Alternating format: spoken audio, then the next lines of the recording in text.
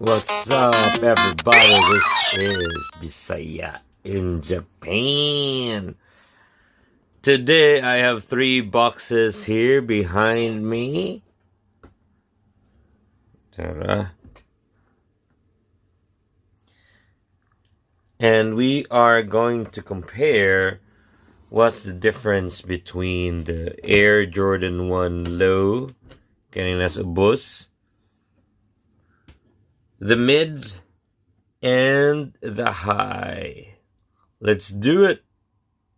Right off the bat, we check the boxes, and we can see it's a low, and for the mid, almost the same as the box. So, Jumpman na logo. But for the OG, this is the Air Jordan 1 High OG. Now, totally different ang box compared sa uban. It has this Nike logo compared to the Jumpman.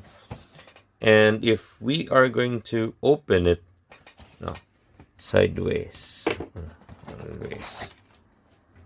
But the top can be removed. That's one difference. High compared to the mid and the low. Let's check the other side. On the other side, just the Jumpman logo for the low. Ang mid, same gihapon. But for the high, lahi yung nakasuwat to. There. Sige, let's get the shoes. For this comparison, I'm gonna use the Jordan 1 Low Spades. Tokyo.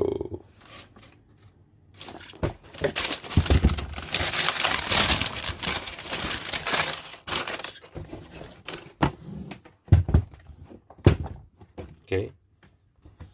For the mid, bago rin na nakuha pag birthday.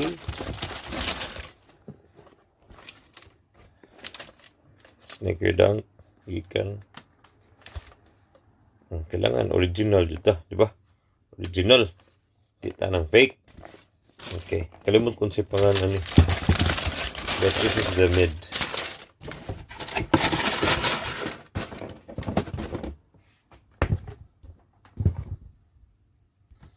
And for the high, Heritage. Let's use the Heritage for comparison. This one has no tag because this one is directly ordered from Nike Japan. Pag release. December, February pa din na release. Okay, compare that. So here we have it, guys. We have the low, and then the mid, and the high. Tanong to yung toe box. Same naman. Same na sila. Okay, only difference ang ganito sa taas. Well, let's check it out. Now, ang low.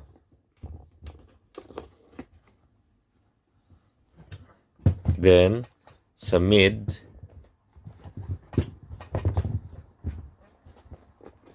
loko ni kutob. Ani. Pero mid, Kamay. Nanay pangan, Air Jordan. And sa high, let's check ang high.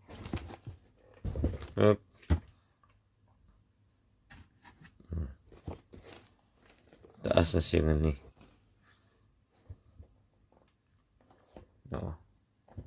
Sa low, pay logo. Sa mid kay na. Ay, taas siya ni.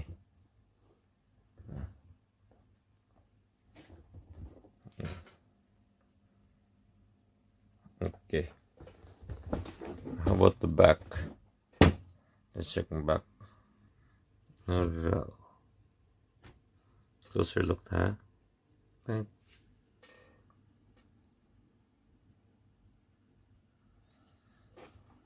Ang low, kaya na ay logo nga ni Air Jordan sa luyo. But for the mid and the high, wala.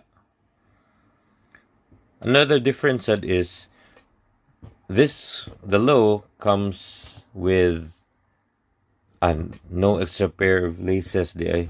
No extra pair.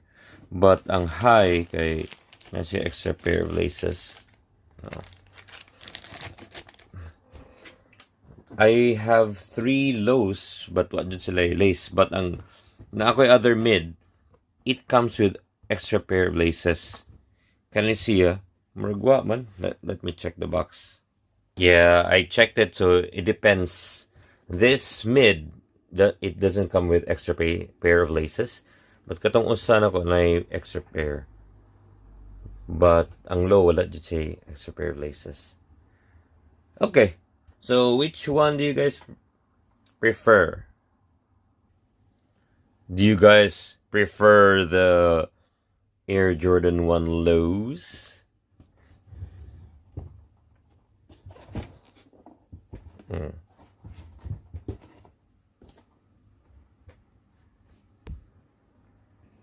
Or do you like the middle?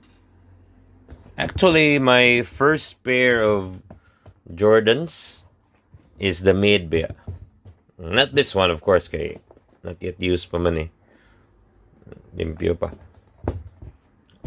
But yeah, my first pair were the mids, and I enjoyed it. Di lang may use with all kinds of pants. Di sad pwede mag-short kay I think it doesn't match. It will depends on your taste, but for me, yeah, not for shorts.